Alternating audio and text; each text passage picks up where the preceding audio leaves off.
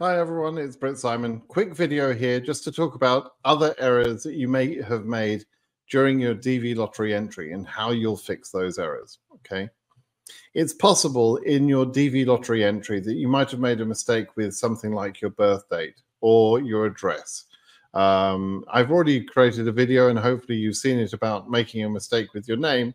And as with names, it is possible to correct other mistakes that you may have made as well. You can't correct those mistakes in the original DV lottery entry, but if you're selected and you had made a mistake with your date of birth, for example, you simply enter the DS260 with the corrected information.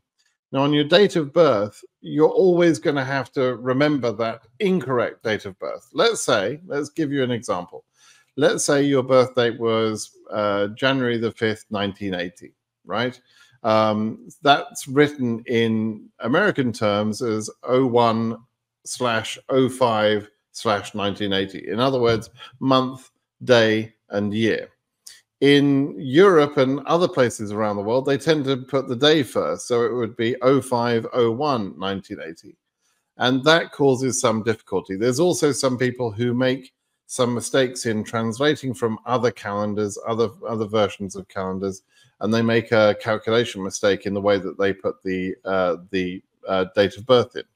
So if you've made a mistake with your date of birth, when you enter your DS260, you're going to have to enter your DS260 with the wrong date of birth that you put in the DV lottery entry, because that's kind of like your password, your key to open your DS260.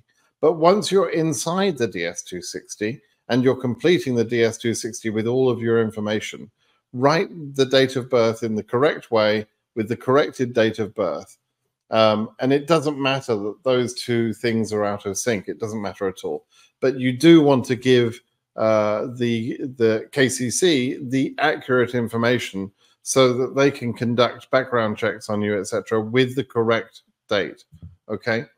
Same thing with addresses. If you make a mistake on the original entry, just correct it in the DS260. That's really a trivial point. And the other thing that people sometimes worry about is the level of education that they chose in the original in the original entry.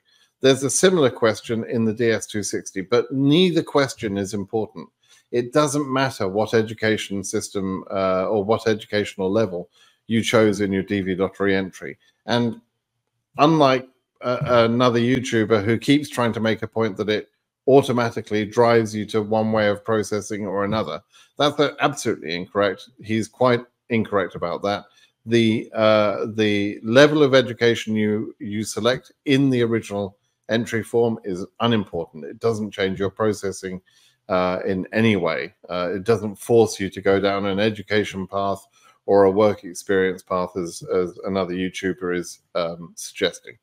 Okay, so that covers all of the errors that I think you may have made in your DS260.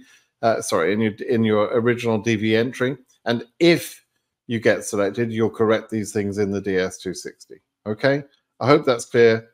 Quick video for you today just to address that point of concern. All right, thank you. Bye-bye now.